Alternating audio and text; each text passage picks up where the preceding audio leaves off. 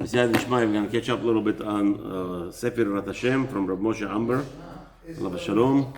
So we have established that, he has established to us that the whole concept of the four elements that Hashem told them, Avraham Avinu, to abandon, those are, for the past few days, or maybe a week or so, we spoke about many instances where Hashem is actually telling Avraham Avinu to forsake this world. Do not be concentrating solely for your physical pleasures. Okay? As we said over there, many different ways that we're describing that he is to live, to go away from his place of birth, to go away from his homeland, go away from his father's house. All those things were teaching us how Avraham Avinu must abandon, how a Jew, not just Avraham Avinu, every Jew must abandon worldly pleasures and concentrate solely on elevating his neshama to serve HaKadosh Baruch Hu. And that's what the rabbi is taking the route out of it. Of course, Baruch Hashem, everybody could be looking at the Chumash and seeing it on a different light. Baruch Hashem, there's over 40 million different ways you could learn. Any particular question could be answered 40 different ways. Any particular topic could be discussed at 40 different million ways you could figure out. However, the rabbi here chose to impress on us, this is the Sefer of Yirat HaShem. There is only one way a Jew could really have Yirat Hashem, is to learn Hashem's way. What is Hashem is trying to impart in us, imbue in us, and throughout the learning of the Torah is the only way that it could be done. There is no person that could go and say, I'm a good person in the world, and he had never learned Torah. There is no such a thing that a person that does not learn Torah is going to be behaving in accordance with the Torah. It's impossible. Sometimes you meet people who are not bad people, who are actually doing a lot of chasadim, big philanthropists.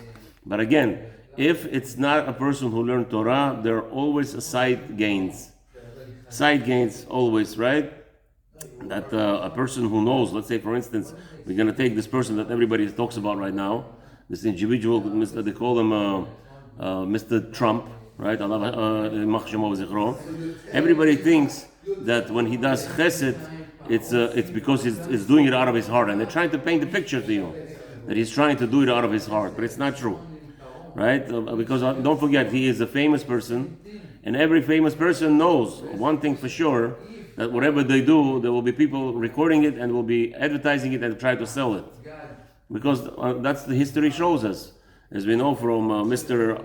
Einstein, right? Mr. Einstein, the professor. Einstein, the genius. One time he was in a hotel, right? In the 1940s, he was in a hotel in Japan, and not Japan. What was it? China? No. Sorry. He was in New York in a hotel, and the Japanese servant brought him something. Okay, to his hotel room. A Japanese servant, right? So Einstein said, I don't have no money to give you a tip. But I'm going to give you something. I'm going to write for you a note and advice. And he wrote him a note and signed it. A small sentence. Literally a small sentence. And he signed it, advising this guy to do something. The note, by the way, sold about 9 years ago in New York. A collector bought it for $1.7 million. Okay? So you could see that anything famous people do, it's always recorded, and people will try to bank on it. And Donald Trump knows that. So his charity actions are all zero to comparison to a Jew where he learns Torah. He understands when we perform the mitzvah, we're doing it because Hashem commanded us.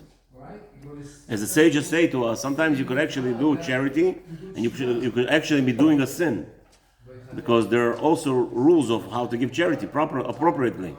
There's a whole book called Sefer Abat Chesed by Chafetz Chaim that indicates to us how to perform chesed.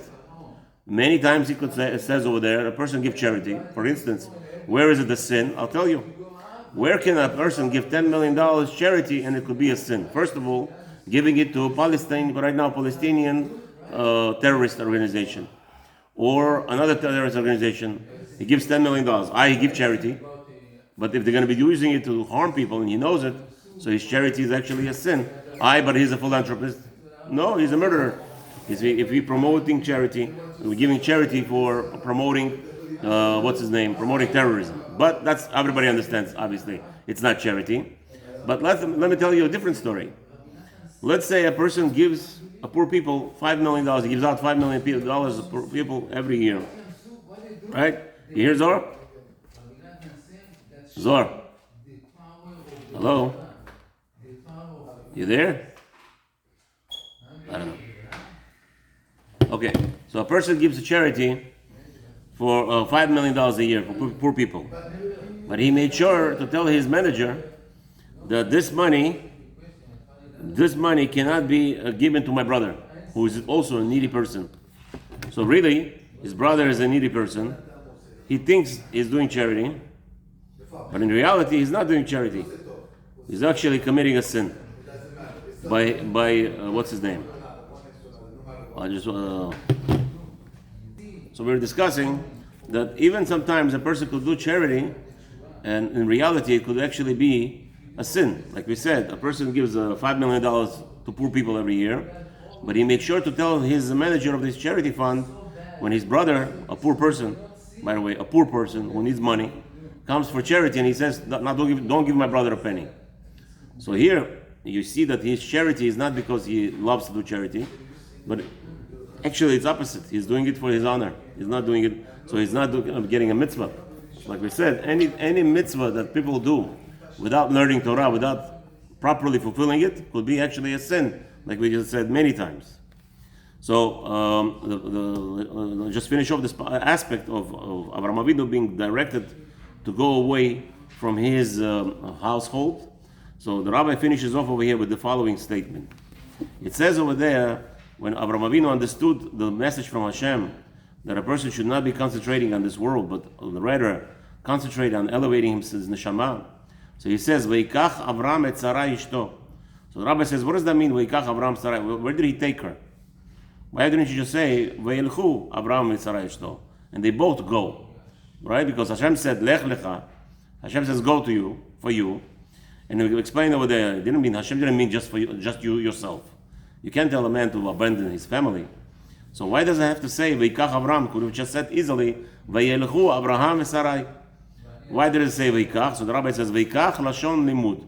Shelimed gam et ishto derech Hashem. It is an obligation and it's incumbent of every person, of every man who learns Torah. He is obligated to teach his family, his wife, exactly what he is learning, to follow the Torah constantly. And then it says, Ve'et Lot ben Achiv. Then the pasuk says strangely, he also took Lot, son of his brother. What is that? The rabbi says, that's Lot alludes to Etzer Hara. שהפך אותו לאוהבו כאחיו, שהוא יצר טוב. So he took the Lot, which is representing Etzer Hara, and who's the brother of Etzer Hara? The Etzer Tov. So he made Lot, the Etzer Hara, and his brother Etzer Tov to be now in love, like brothers. And then the rabbi says, what does that mean? All his belongings that he acquired. Zu schora tova shel Torah u'mitzvot u'ma'asim tovim.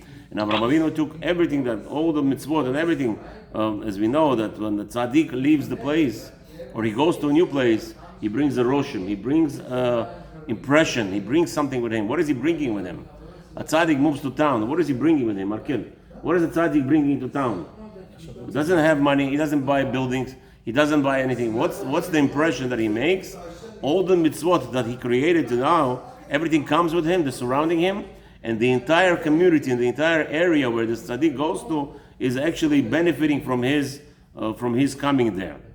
Like recently, Baruch Hashem, there are a lot of Jews moving to New York, from New York, that people learn Torah constantly, teaching Torah, Baruch Hashem, plenty. North Miami Beach is packed with them now. Miami Beach is packed with the Jews, new Jews coming from New York. And Baruch Hashem, we see already for the past few years, all the hurricanes that they predict coming to this neighborhood, they're bypassing. Why is that true? Why is that? Usually it never happened. Go back even 5 years ago, 6 years ago, before the influx of New Yorkers or from the places from New Jersey, Lakewooders coming to Florida, South Florida. Every time they predicted hurricane coming to this area, it came. Maybe not such a few years ago there was a big, I know a friend of mine who was growing a trogim in his backyard, and the Taimani trogim, the whole field got destroyed. There's a lot of things that were happening, but Baruch Hashem, Even right now, this Rashaim made a promotion. Yeah, everybody should be concerned. I told my wife, what are you talking about? We have a lot of tzaddikim that when they hear bad news, they dive into Hashem to prevent bad things coming over here. So that's why, Baruch Hashem, it's working. Because tefillot of people who come here with a lot of baggage of Torah, it's going to help. So, זו סחורה טובה של תורה ומצוות ומעשים טובים. ואת הנפש, and then the pasuk says, and Avraham Avinu left with the souls. אלו בנים ובניו ותלמידיו שלמדם תורה. All the souls, meaning that Avraham Avinu taught people Torah, and so everybody left with him. אשר עשו בחרן בעולם הזה. So the Haran alludes to in this world that Abraham and Sarai created, shehi charon av, that we know that this world is angering Hashem many times, like we know the Gemara discusses. Now, why did they go to Eretz Canaan, towards Canaan? בשעת הפטירה הלכו ישר לגן עדן, העליון עם הסחורה שלהם. Canaan remez לסוחר. So what is the Yitzu? What does it mean?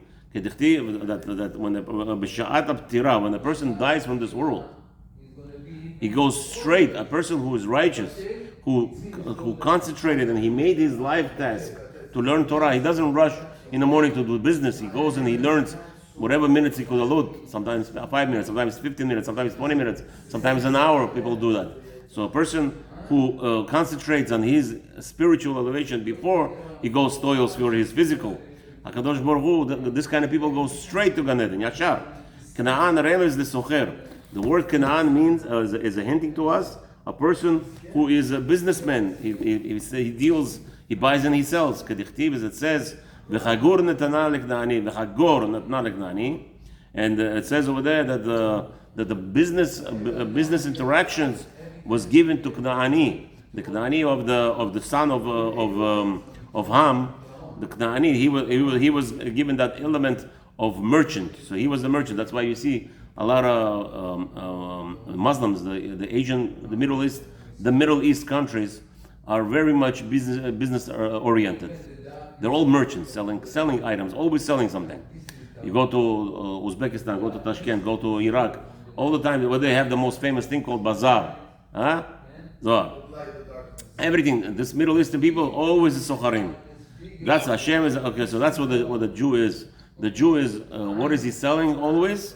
He's selling the consistency of impression of the Torah, that he is influencing other people, not by being a mercenary. What is a missionary? Not being a missionary going around and telling people you must do X, Y, and Z. By his actions. A Jew's life is all about how we behave, how we act, how we interact with people, and that's what shows off. Okay, Hashem is again. Hashem should give us that merit, le'ovdo b'levav shalem, to serve Him with a full heart. Amen. Ken Yirat. Hashem, we will continue now in Halacha Ilchot Shabbat.